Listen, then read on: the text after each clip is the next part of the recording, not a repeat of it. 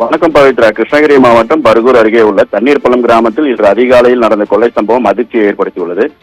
இந்த சம்பவத்தில் வீட்டின் உரிமையாளர் கத்தியால் தாக்கப்பட்டதுடன் 22 சவரன் தங்க நகைகள் கொள்ளையடிக்கப்பட்டுள்ளன.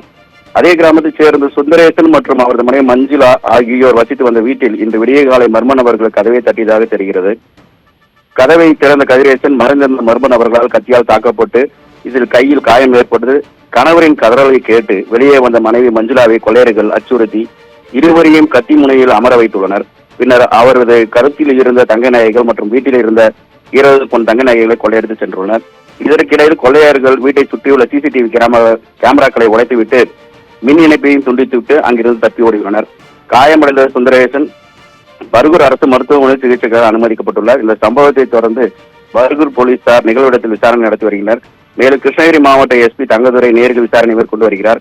விசாரணையில் வீட்டிலிருந்து 22 சவரன் தங்க நகைகள் கொள்ளையடிக்கப்பட்டதும் அதனுடன் ரூபாய் 50,000 பணத்தையும் எடுத்துச் சென்றதாக தெரிய வருகிறது. இந்த கொள்ளை சம்பவத்தில் ஈடுபட்ட மர்ம நபர்கள் 3 பிடிக்க பர்கூர் மற்றும் ஊட்டகர டிஎஸ்பி தலைமையிலான 4 தனிப்படை குழுக்கள் அமைக்கப்பட்டுள்ளன.